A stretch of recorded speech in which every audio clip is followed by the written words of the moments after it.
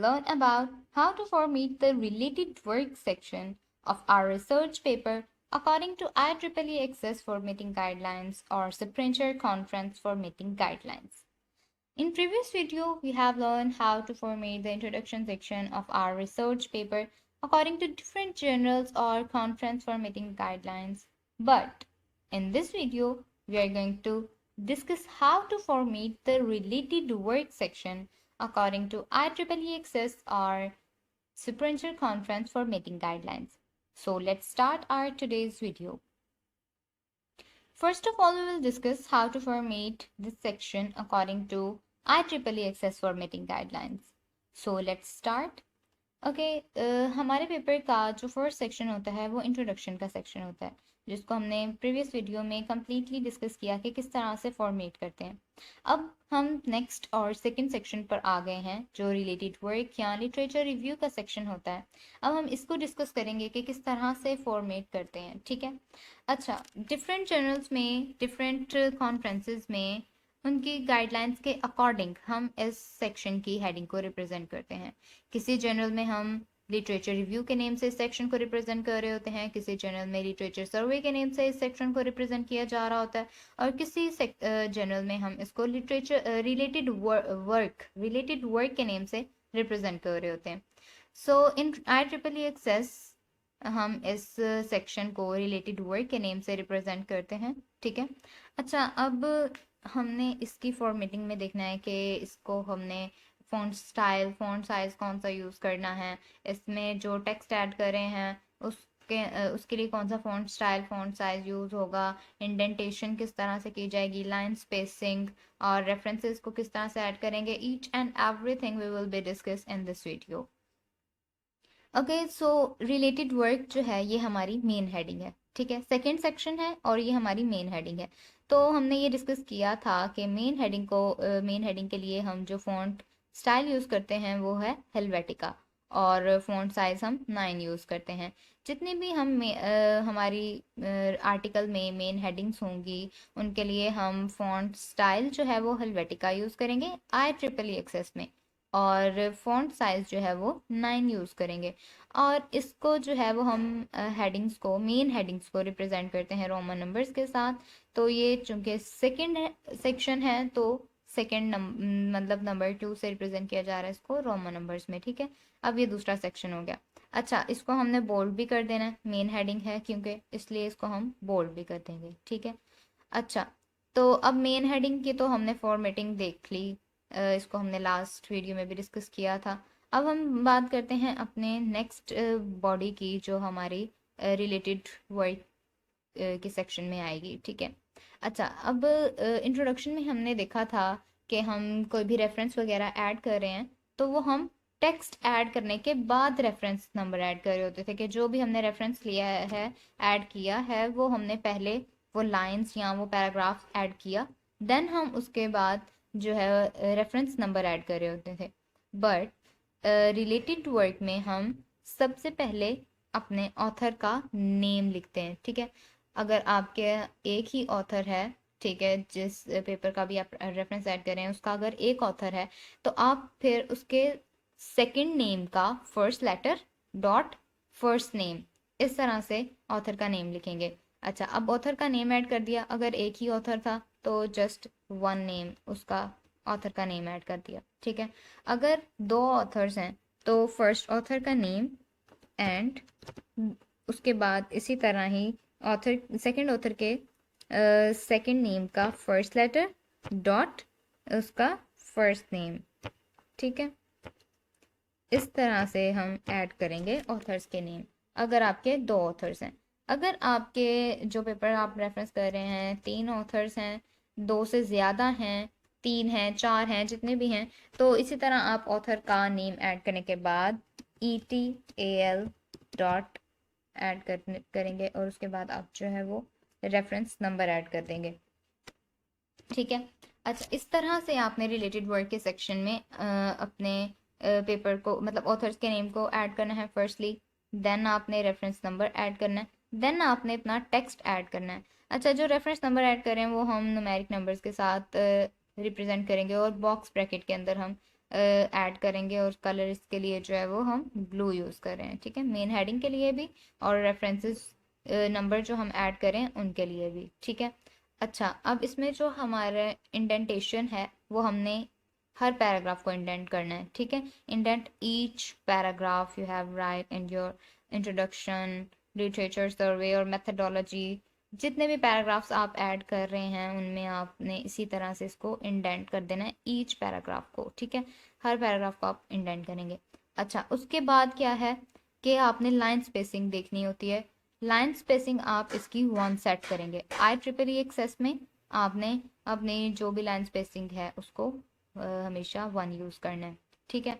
अब हमने हेडिंग और जो टेक्स्ट है उसमें रेफरेंसेस, इंडेंटेशन, लाइन स्पेसिंग सब चीज़ों को डिस्कस कर लिया कि इसकी फॉर्मेटिंग हम किस तरह से करते हैं। नेक्स्ट अब हमने रिलेटेड वर्ड, यहाँ रिलेटेड सेक्शन जो लिटरेचर रिव्यू का सेक्शन है इसको ऐड करने के बाद हम इसका एक टेबल भी ऐड करते हैं, कंपैरेटिव समरी का। मतलब हमने जितने भी लिटरेचर सर्वे किया है उसका हम एक टेबल भी ऐड करते हैं अपने आर्टिकल में। तो अब उस टेबल को किस तरह से हमने फॉर्मेट करना होता है IEEE एक्सेस की फॉर्मेटिंग गाइडलाइंस के अकॉर्डिंग, अब हम वो डिस्कस करेंगे, ठीक है। अच्छा, जो आपकी टेबल है, अब देखें ये पहला टेबल है जो हमने अपने आर्टिकल में ऐड किया, ठीक है। तो ये हम सबसे पहले टेबल 1 इसको सेंटर्ड अलाइन रखेंगे और सेंटर में ऐड करेंगे, ठीक है। और जो टेबल की हेडिंग है वो भी सेंटर्ड अलाइन होगी, ठीक है। और इसमें क्या होगा कि हर जो वर्ड है उसका हर अल्फ़ाबेट जो है वो कैपिटल होगा, जस्ट हेडिंग के लिए, ठीक है। टेबल 1 भी हमने किससे रिप्रेजेंट किया है, न्यूमेरिक नंबर्स के साथ, ठीक है। इसको न्यूमेरिक नंबर्स के साथ हमने रिप्रेजेंट किया, टेबल 1 सेंटर्ड अलाइन किया।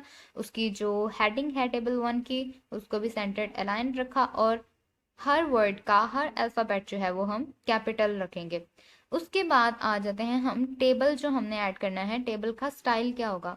मैनुअली तो आप टेबल यहाँ इंसर्ट पे जाके और टेबल्स के में जाके इंसर्ट टेबल करके उसके अकॉर्डिंग आपको जितनी कॉलम्स और रोज चाहिए होते हैं हम आप ऐड कर लेते हैं। बट जो टेबल का आपको स्टाइल चाहिए होता है, मतलब इसमें IEEE एक्सेस में हम टेबल का कौन सा स्टाइल यूज़ करते हैं वो हम अब डिस्कस करेंगे, ठीक है।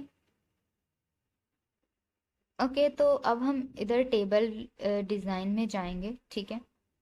और इधर से हम सेलेक्ट करेंगे कि हमने अपना टेबल जो है वो किस स्टाइल का ऐड करना है। तो इसको आपने ऐड करना होता है list table, list table 6 colourful, मतलब इसका इस तरह से कुछ नेम है ये वाला, ठीक है। लिस्ट टेबल 6 कलरफुल, ठीक है। ये वाला टेबल का जो स्टाइल है हम ये ऐड करते हैं, ठीक है। जब हम ये ऐड करते हैं तो वो ये कलर आ जाता है बस, बट आप शेडिंग में जाकर नो कलर करेंगे तो ये आपका कंप्लीटली नो कलर हो जाएगा, ठीक है। कंप्लीट टेबल को आप सेलेक्ट करके तो इधर से नो कलर करें तो ये आपका नो कलर हो गया, ठीक है। अब ये टेबल का स्टाइल है आपने ऐड करना होता है, लिस्ट टेबल 6 कलरफुल, ये टेबल का स्टाइल आप ऐड करेंगे।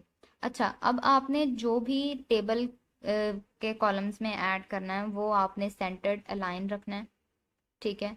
और उसको बोल्ड कर देना है, मतलब जो टेबल के कॉलम्स आप इसमें डाटा जो भी ऐड करना चाह रहे हैं उसकी हेडिंग समझ लें। तो ये आपकी जो है वो टाइम्स न्यू रोमन, इसके लिए फॉन्ट स्टाइल यूज़ होगा, फॉन्ट साइज 8 यूज़ होगा और सेंटर्ड अलाइन रखेंगे और इसको बोल्ड कर देंगे, ठीक है। जो भी कॉलम्स में आपने ऐड किया।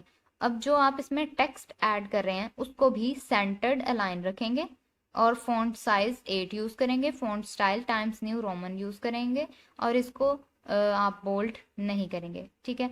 ये आपका टेबल ऐड करने का स्टाइल हो गया कि आपने अपने टेबल को किस तरह से ऐड करना है।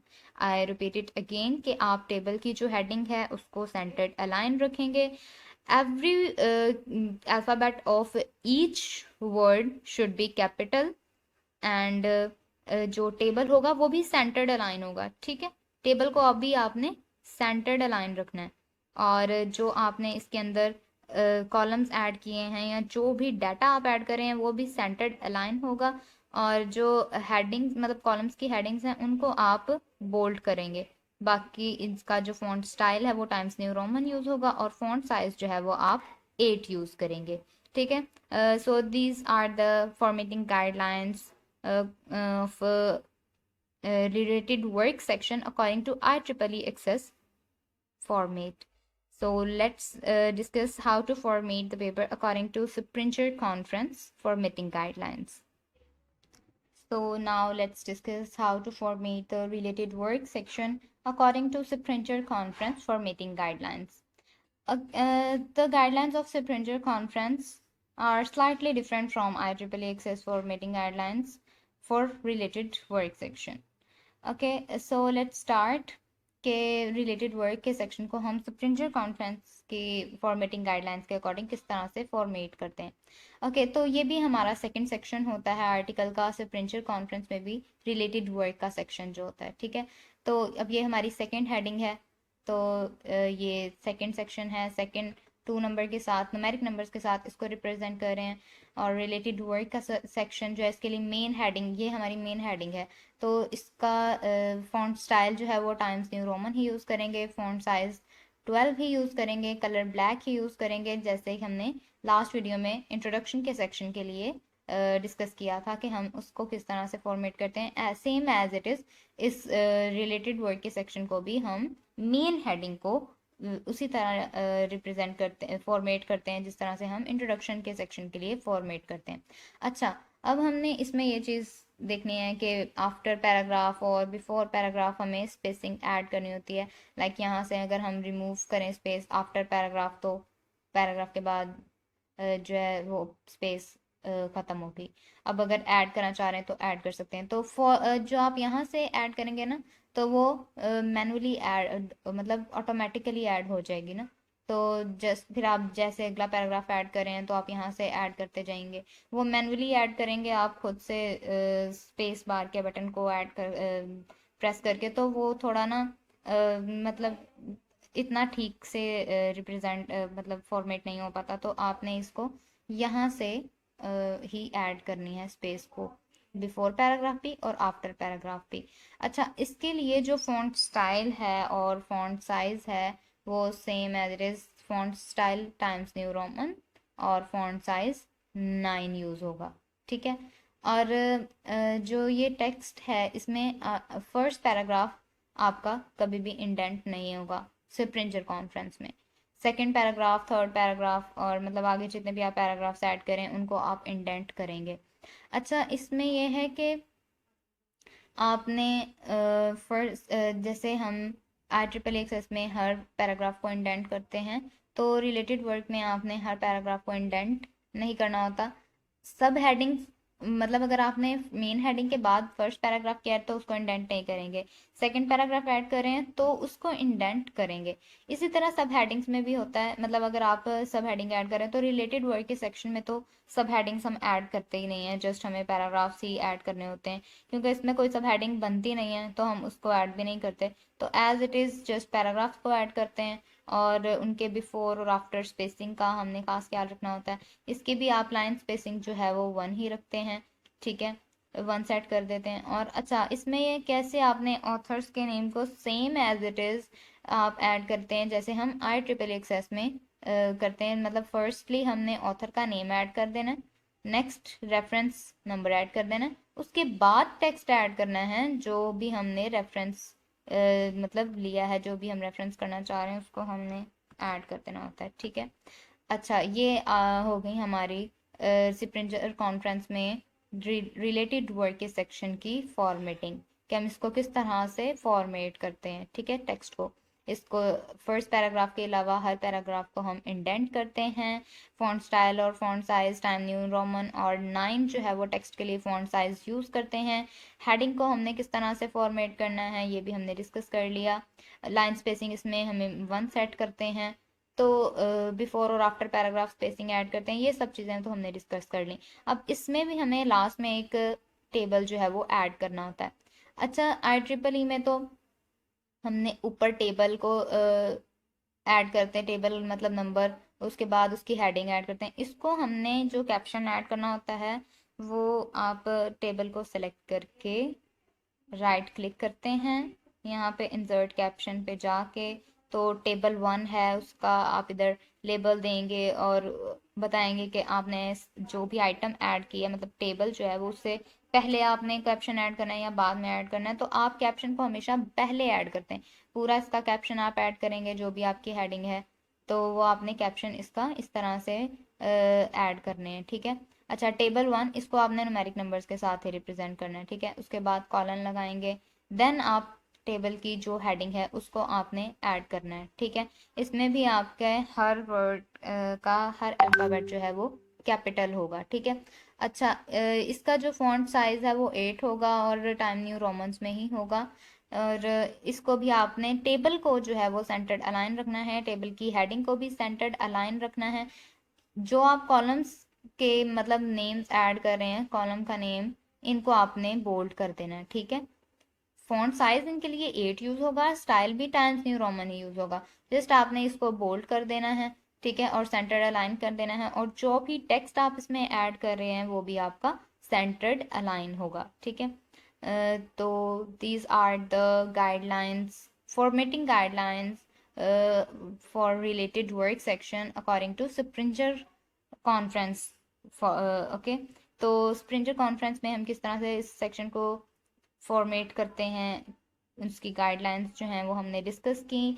I hope you all understand how to format the related work section according to IEEE access or Sprinter conference formatting guidelines.